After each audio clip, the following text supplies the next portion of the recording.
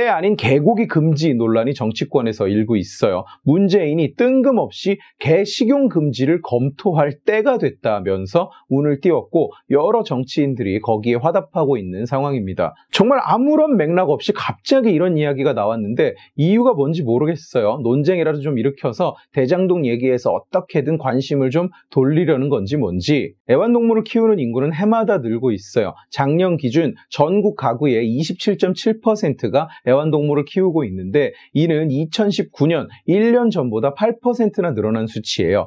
개를 키우는 가구는 전체의 22.6%, 거의 넷 중 한 가구가 개를 키우고 있습니다. 애완동물 선진국이라고 할 수 있는 미국의 경우에 총 가구의 67%가 애완동물을 키우는데 이 수치도 역시 증가 중이에요. 일본 등 다른 나라도 마찬가지입니다. 선진국 반열에 든 나라들은 점점 더 집에서 동물과 함께 살아가는 방향으로 가고 있다고 봐도 무방할 것 같아요. 그러니까 문재인의 개 식용을 금지할 때라는 발언은 개 키우는 집이 많아졌으니까 이제 개 먹는 걸 금지하자는 얘기예요. 여러분들 다들 아시겠지만 저는 고양이를 키웁니다. 그리고 동물들을 워낙 좋아해요. 제 주변 사람들은 제가 동물을 얼마나 좋아하는지 다들 알고 있습니다. 어릴 때는 개를 키웠었고 지금도 공간이 허락한다면 개를 키우고 싶은 생각이 늘 있어요.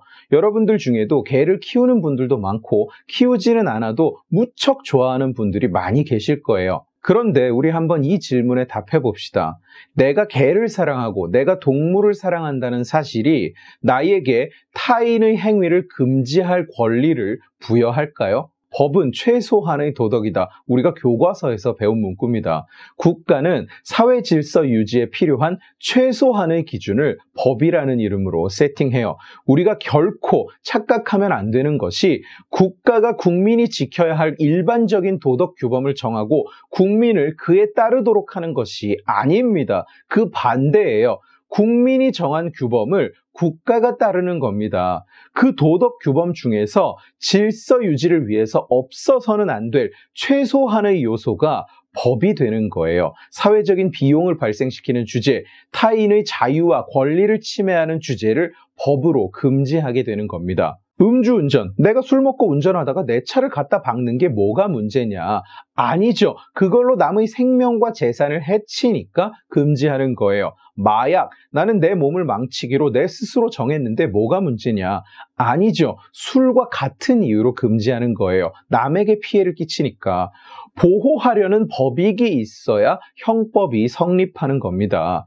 그런데 그냥 개를 먹는 행위가 개를 사랑하는 사람을 불편하게 하니까 금지한다? 법으로 처벌 조항을 만들어서 형법으로 처벌한다? 내가 불쾌하니까 남을 처벌한다? 말이 안 되는 거예요. 개를 먹는 행위는 도덕 규범과 무관합니다. 타인의 생명과 재산에 실질적인 영향을 끼치지 않아요. 남의 개를 훔쳐서 먹는다면 그건 잘못이지만 그걸 막는 법률 조항은 이미 존재합니다. 도축 과정이 제대로 관리가 되고 있지 않음으로 금지하자? 관리가 안 되면 관리를 시작해야지 왜 그걸 금지합니까? 그게 우리 입법 원칙인가요? 관리가 되고 있지 않은 것은 법으로 금지한다?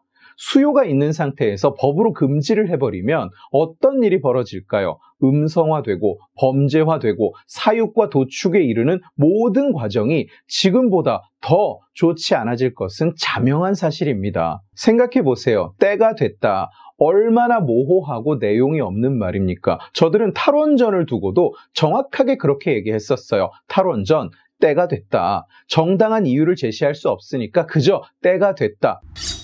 법은 최소한입니다. 법은 최소한이에요. 최대한이 아니에요. 그 말이 어떤 의미인지 예시를 보여드릴게요.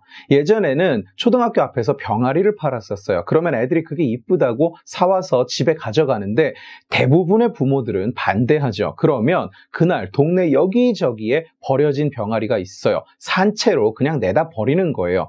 저는 그런 걸 그냥 두지를 못하고 집에 가져옵니다. 그리고 닭으로 키워내요. 아파트에서 닭을 키우는 게 쉬운 일은 아니라서 결국은 어딘가에 갖다 맡기고 했습니다만 꽤 긴 기간 동안 닭을 키웠어요. 우리가 멍청함을 두고 보통 닭대가리 같다고 이야기를 하는데 사실 닭은 꽤나 똑똑합니다. 말을 다 알아듣고 오라면 오고 가라면 가고 뛰자면 뛰고 닭을 데리고 산책을 하면 개랑 산책하는 것만큼 재미가 있어요.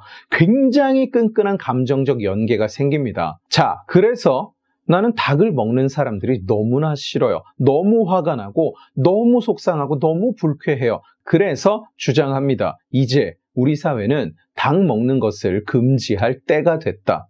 어떤 기분이 드십니까? 소도 마찬가지예요. 소가 얼마나 똑똑하고 주인과 깊은 감정을 주고받는지는 소를 접해본 사람들은 다 알아요. 소를 먹는다는 게 너무 화가 나고 너무 불쾌하다. 이제 우리 사회는 소 먹는 것을 금지할 때가 됐다. 이 말이 받아들여지십니까? 안 되죠. 이제 닭과 소를 먹는 것을 법으로 금지하겠다. 받아들여집니까? 안 받아들여지죠. 여기서 이런 생각을 하는 분들이 있을 겁니다. 닭 먹는 사람은 많지 않냐? 치킨집도 많지 않냐? 닭을 금지하면 그 많은 치킨집도 다 망하고 닭을 즐겨 먹는 국민들도 다 피해를 보고 소고기는 대부분의 국민이 먹는데 소를 금지하면 어떻게 하냐? 개랑은 다르지 않냐? 닭과 소는 일반적인 음식이고 개는 먹는 사람이 적지 않느냐? 이렇게 생각하셨나요? 바로 거기에서 문제가 발생하는 거예요. 그렇게 생각하신 분들은 방금 다수결로 남의 권리를 뺏겠다고 투표하신 겁니다. 다수결로 남의 개인적인 행위를 금지하겠다고 투표하셨다고요. 그게 바로 문재인이 이 이야기를 꺼낸 이유예요. 다수결. 많은 표를 위해서는 적은 표를 가진 그룹은 거리낌 없이 희생한다. 이게 문재인이 일관되게 보여주는 정치 철학이니까. 아무리 먹는 사람이 적다고 해도 그걸 내가 마음이 불편하다는 이유로 금지할 수는 없는 겁니다. 공개된 장소에서 도축을 하면서 안 좋은 장면을 전시하는 것도 아니고 남의 개를 훔쳐다가 먹는 것도 아니고 그냥 어디에선가 일어나고 있는 일이 마음에 들지 않는다고 그걸 법을 만들어서 금지한다. 이건 자유민주주의 국가의 법치라는 시스템에 전혀 어울리지 않는 발상입니다. 싫어할 수 있어요. 개식용을 싫어하고 반대하는 것 또한 여러분의 자유입니다. 그런데 싫어하면 법으로 만들어서 조지나요? 일부 극렬 동물보호단체나 채식주의 단체가 식당에 들어와서 고기 먹지 말라고 소리 지르고 시비 걸고 하는 꼴을 보셨을 겁니다. 보면서 다들 불쾌하셨을 거예요. 그 사람들에게 그럴 권리가 있다고 생각하십니까? 육식을 정말 싫어한다면 남들에게 그런 행위를 해도 된다고 생각하십니까?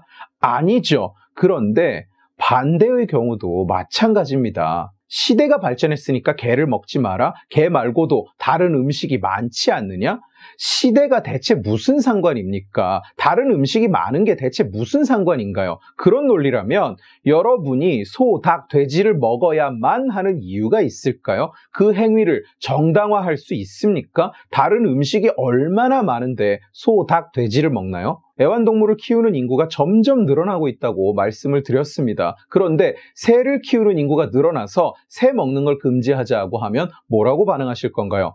물고기를 키우는 인구가 너무 늘어나서 생선을 금지하자고 나선다면 뭐라고 말씀하실 건가요? 법은 최소한이라는 원칙이 없으면 오히려 지금처럼 법을 최대한에 가깝게 아무렇게나 만들어 댄다면 그때 가서 새를 못 먹게 하고 생선을 못 먹게 하는 법이 만들어졌을 때 여러분 무슨 논리로 그걸 반대하실 겁니까?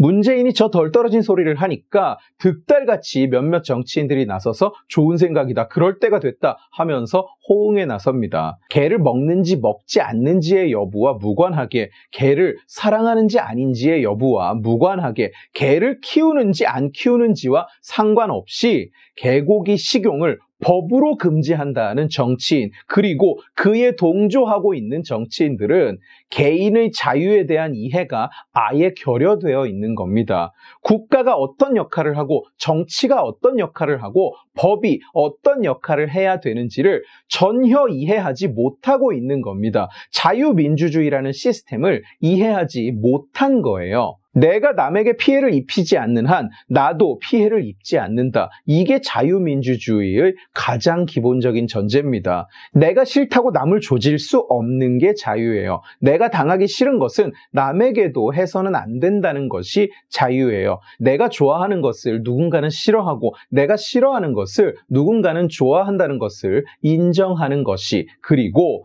우리 모두는 각자가 그 좋아하는 것을 할 권리가 있다는 것을 인지하는 것이 바로 자유에 대한 이해의 시작이에요. 이것이 비단 음식에 관한 이야기일 뿐이라고 생각하십니까? 이재명이 일은 잘한다고 말하는 사람들한테 제가 늘 말하죠. 네가 그 일의 대상이 돼도 그렇게 말할 수 있겠느냐. 오늘은 계곡이지만 내일은 그게 여러분이 누리고 즐기고 가지고 먹고 마시는 그 어떤 것이라도 될 수 있다는 사실을 기억해야 됩니다. 국가가 극단적이라고 도장을 찍으면 표현의 자유조차 제한되어야 한다는 주장도 정확하게 동일한 논리에서 나오는 거예요. 사회는 그저 개인의 집합체일 뿐입니다. 개인의 독립된 의지가 모여서 사회를 이루는 거예요. 개인이 없이는 사회는 실체가 없어요. 개인이 없이는 사회는 존재하지 않습니다. 사회란 이래야 한다. 사회가 이래야 하니까 그에 맞춰 개인을 통제한다는 아이디어가 성립할 수 없는 거예요. 그 누구도 그런 권리를 가져서는 안 되고 사회의 그 어떤 이유도 개인의 자유를 침해하는 명분이 될 수 없는 겁니다. 그건 사회주의고 전체주의죠. 어차피 개고기는 이미 일반적인 음식이 아닙니다. 찾기도 힘들고 먹는 사람도 별로 없고 그냥 놔두면 빠른 시일 내에 거의 사라질 문화예요. 사라지지 않으면 어떻게 하느냐? 그게 무슨 문제입니까? 그걸 먹는 사람들도 그럴 자유와 그럴 권리가 있는데요. 오늘 지식의 칼은 여기까지입니다. 재미있게 보셨으면 지식의 칼 채널을 구독해 주시고 이 영상을 주변에 공유해 주세요. 여러분들이 공유해 주시면 설득은 제가 하겠습니다. 고맙습니다.